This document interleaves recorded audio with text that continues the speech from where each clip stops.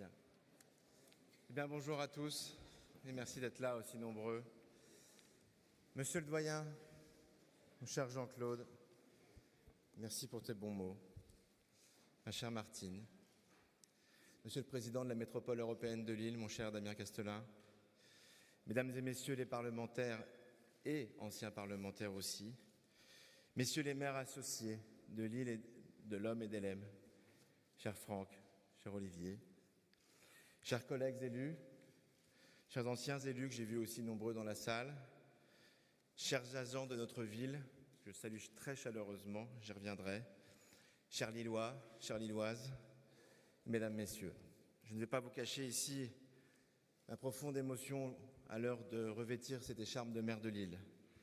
Et je voudrais d'abord m'adresser à vous, mes collègues élus, pour vous remercier de m'avoir élu. J'y vois un témoignage d'une grande confiance et je sens évidemment la responsabilité qui m'échoit aujourd'hui. Qui t'anime depuis toujours, celle qui fait que tu veux qu'à Lille, chacun vive mieux et qu'on vive bien tous ensemble. Car d'abord, au cœur de ta vision, il y a le vivre ensemble, c'est-à-dire le vivre dans le respect de nos différences, qu'elles soient sociales, culturelles, générationnelles.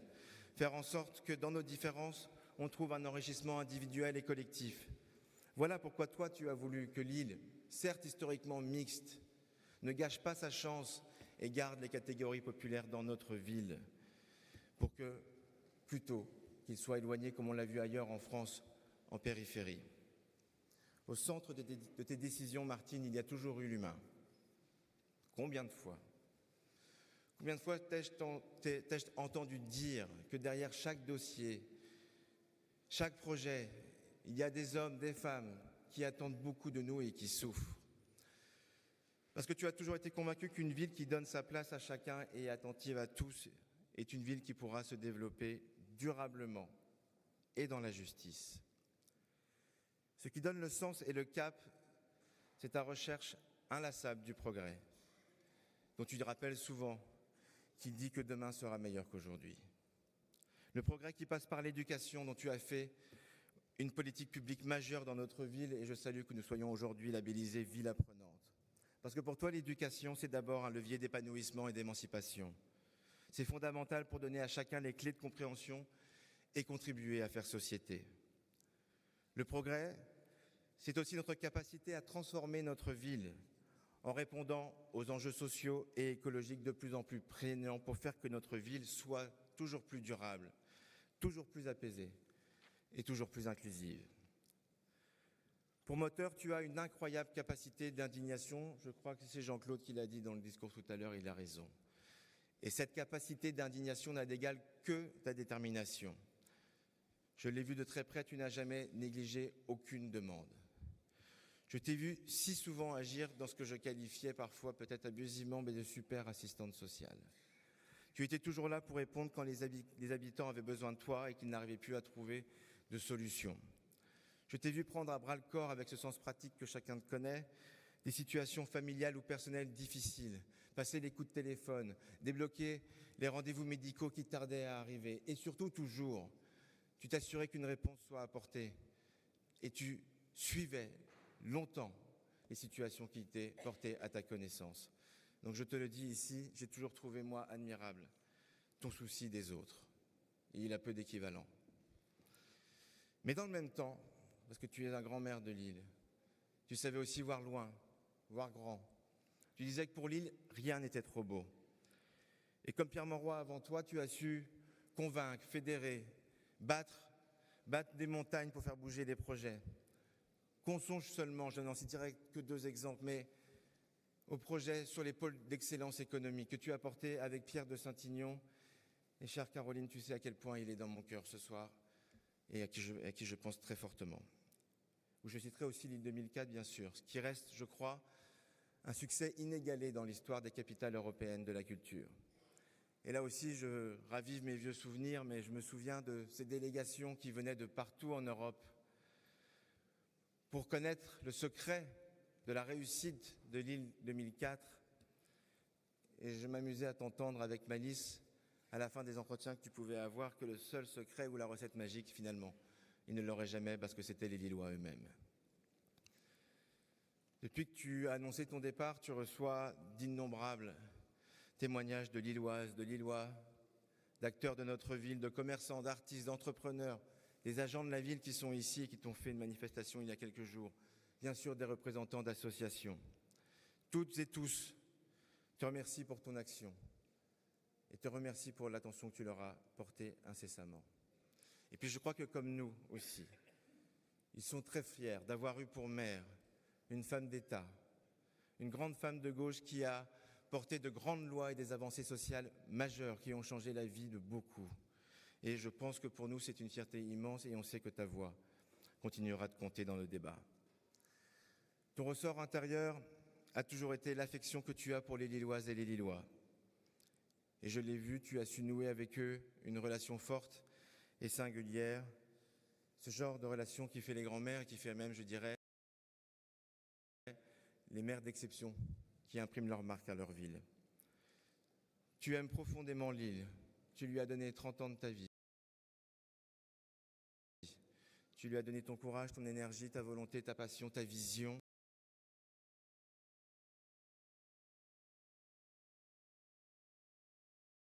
Toutes et tous, merci. Je te dis une infinie reconnaissance. Je pense que pour beaucoup d'entre nous aujourd'hui, quoi qu'il arrive, Lille et Martine Aubry ne font qu'un.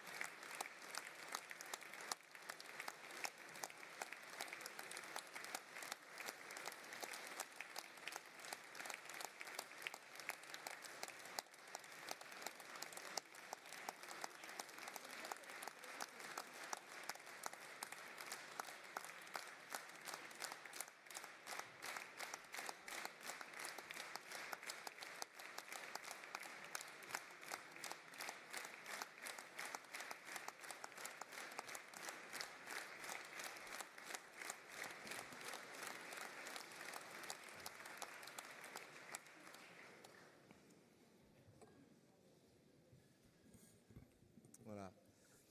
Donc évidemment, passé derrière Martine Aubry, je suis éminemment conscient de la tâche et de la responsabilité, parce que je sais aussi qu'un maire est le point de convergence souvent de demandes contradictoires. Il doit à la fois penser un projet global tout en restant à portée des attentes et des demandes du quotidien des habitants. Et c'est riche des expériences et des enseignements que j'ai tirés à tes côtés de ces 20 années que j'aborde cette nouvelle étape aujourd'hui, chère Martine. Alors je vous le confesse, je ne suis pas né lillois. Ça arrive à d'autres. Je suis arrivé ici il y a 25 ans pour poursuivre mes études depuis mes Ardennes natales. Ma France à moi, c'est celle de Nicolas Mathieu et de leurs enfants après eux. Moi, je n'ai jamais manqué de rien. Mais j'ai grandi dans une France qu'on qualifie souvent de France périphérique, qui subit douloureusement une crise économique et sociale dure, qui subit une relégation culturelle douloureuse aussi, qui donne l'impression que le monde s'écrit sans nous. C'est cette France-là qui m'a nourri et qui a nourri mon imaginaire, qui a nourri mes colères, mes indignations, mon désir de justice et mon désir viscéral que chacun soit considéré avec dignité. Depuis que je suis arrivé ici, à Lille, j'ai poursuivi et j'ai confirmé mes combats de jeunesse. J'ai construit ma carrière professionnelle. J'ai arpenté tous les quartiers de cette ville. J'ai discuté avec une foultitude d'acteurs et j'ai passé des moments merveilleux en le faisant. Je me suis passionné pour l'action publique, et notamment pour les questions sociales, lorsque j'étais encore récemment adjoint au maire de Lille. Je m'y suis installé, j'y ai fondé ma famille, et aujourd'hui, je pense qu'on peut dire que je suis totalement lillois. Et je veux dire, par conséquent, à quel point je suis fier de devenir maire de cette ville qui a su m'accueillir à bras ouverts, avec ce sens de la chaleur et de l'hospitalité qui la caractérise tant. Et ça me donne une dette immense aussi à l'égard des Lilloises et des Lillois. Alors aujourd'hui, j'inscris mon action dans la ligne de ce qui a été accompli, en cohérence bien sûr avec le programme pour lequel nous avons été élus en 2020. À la fois construire un avenir serein et ambitieux pour notre ville qui allie transition écologique et justice sociale. Et je ne serai pas seul dans cette tâche.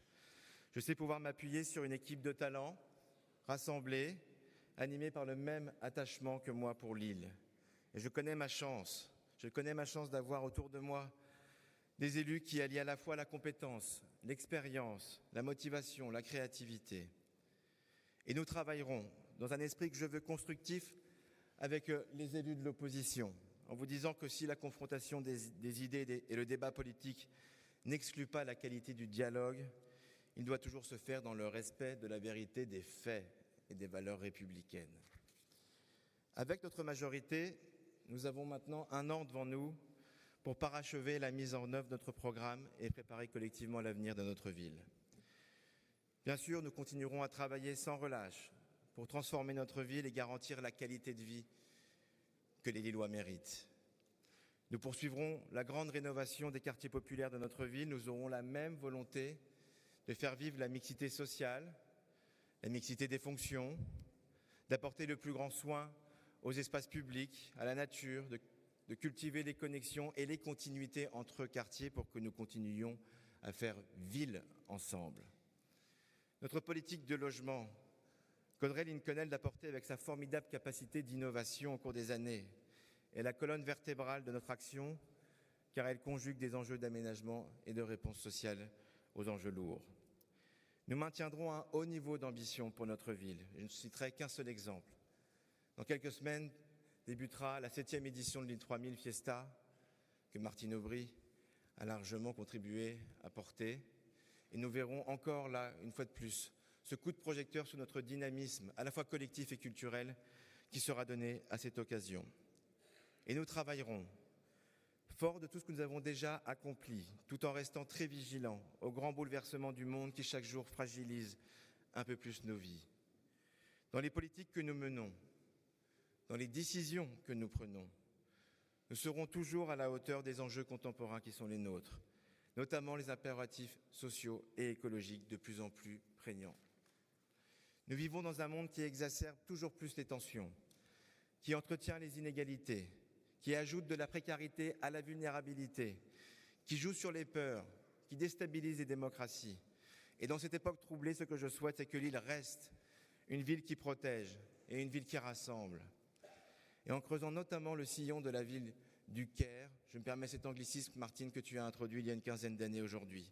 Ce Caire qui dit que nous voulons prendre soin de tous et de chacun et que nous serons toujours attentifs aux autres. À l'époque, Martine, certains t'ont raillé quand tu en as parlé. Je crois simplement que tu as eu pour seul tort d'avoir eu raison trop tôt. Et comme d'habitude, tu avais vu juste. Car face à des problèmes humains, ma conviction, c'est qu'on met de l'humain.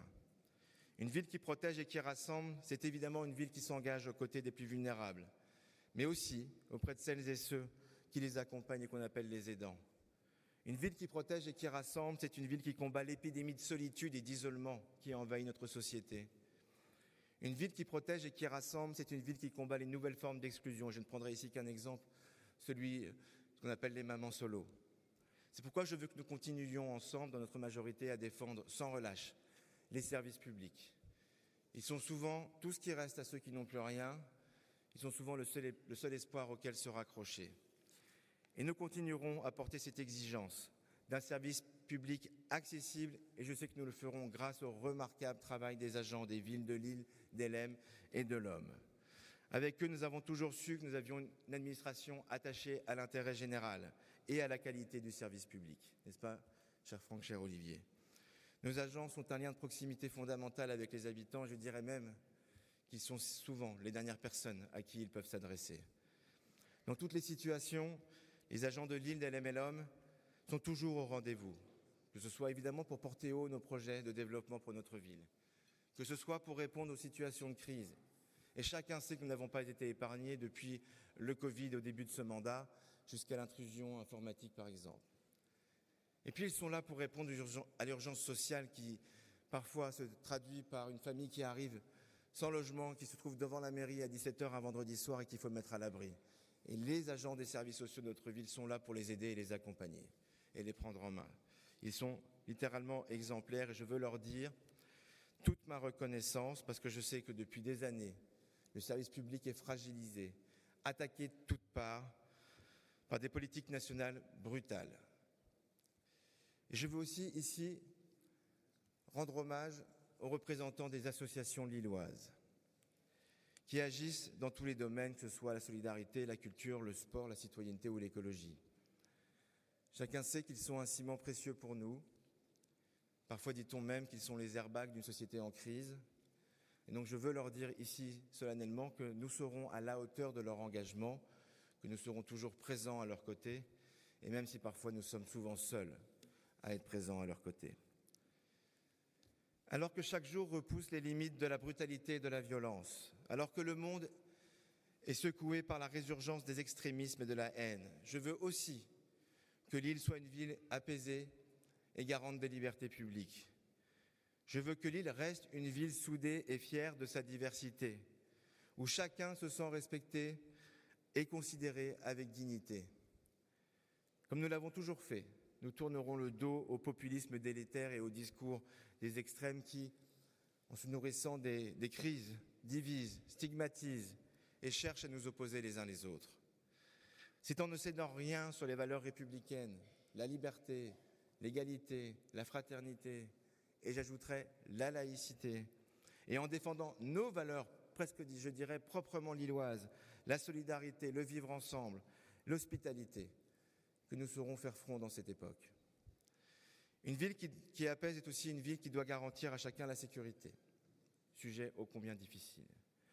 Nous demeurerons intraitables sur la délinquance et notamment celle générée par les trafics de stupéfiants dans notre ville qui sont toujours autant un fléau.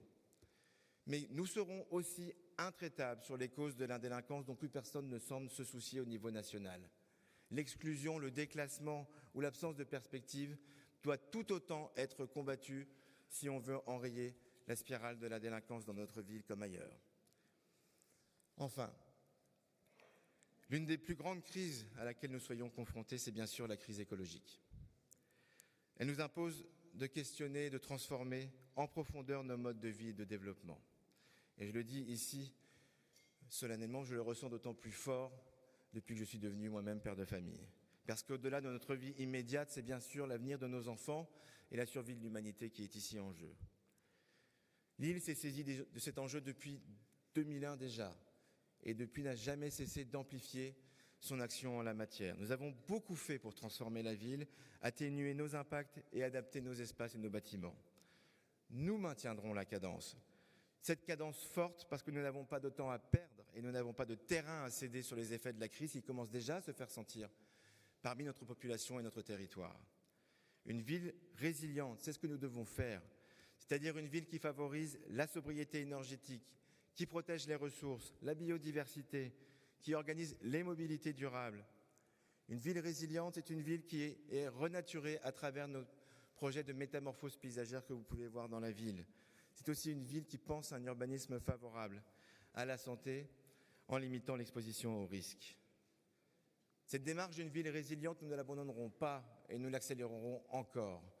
Et j'invite chacun à venir nous rejoindre car nous avons besoin de tous, acteurs privés, acteurs publics, citoyens, pour avancer sur ce sujet et en rappelant que pour nous, notre conviction la plus profonde, c'est que la transition écologique ne peut se faire que dans la justice sociale, car il n'est pas possible qu'elle crée de nouvelles inégalités et ça, nous y serons particulièrement vigilants. Enfin, je tiens à dire que je souhaite que Lille reste une ville qui crée de la valeur, une ville où individuellement et collectivement, chacun trouve sa place, trouve les moyens de se projeter dans l'avenir et dans son époque. Une ville qui tout simplement favorise l'émancipation de tous à travers l'éducation, la culture ou le sport. Une ville qui crée de la valeur, c'est aussi une ville qui crée les conditions de développement économique de ces entreprises et leur réussite. Rappelons une réalité que certains semblent parfois oublier. Trouver un emploi, s'émanciper par le travail, pour beaucoup encore, ça reste la mère des batailles et c'est celle que nous voulons mener à leur côté. Renforcer l'attractivité de notre territoire au service d'un emploi durable est une exigence pour notre ville, comme, cher Damien, pour notre métropole. Il en est de même, bien sûr, pour les commerçants et artisans de notre ville avec qui j'ai si longtemps cheminé et qui se rassurent, là où je suis, je ne les quitterai pas. Je le dis souvent, il n'y a pas dans notre ville, il n'y a pas de ville sans vitrine ni marché de plein air, parce que sinon c'est une ville sans âme. Alors c'est dans un dialogue confiant et exigeant avec ces acteurs du commerce et de l'artisanat que nous pourrons soutenir et conforter l'activité commerciale dans tous les quartiers. Et puis un dernier mot. Une ville qui crée de la valeur, c'est enfin une ville qui fait confiance à ses habitants, qui écoute leurs paroles, qui mise sur leur pouvoir d'agir et qui mise surtout sur leur talent. Pour conclure, je veux vous dire encore une fois, mes chers collègues, un immense merci de m'avoir fait confiance et de m'avoir élu aujourd'hui maire de Lille. J'ai une très haute ambition pour notre ville. Et je sais qu'avec vous, autour de moi, nous pouvons faire face aux grands enjeux de notre époque, qui sont à la fois construire une ville qui prend soin de ses habitants, préparer l'avenir dans la justice et dans la transition écologique. Ne doutez pas de moi, je serai fidèle à l'esprit de Lille, à ce qui a toujours fait notre force, à ce qui fait que nous sommes une ville finalement assez différente des autres. La solidarité, la tolérance, l'ambition et le courage. Je veux vous dire, chères Lilloises, chers Lillois, que vous pouvez compter sur moi, que vous pouvez compter sur mon engagement sans faille. J'y mettrai toute mon énergie. J'y consacrerai chaque minute, chaque heure, chaque semaine de ma vie, jusqu'à la fin de ce mandat au minimum, pour pouvoir être à vos côtés et pouvoir porter haut notre ville. Vous le méritez terriblement et je vous remercie.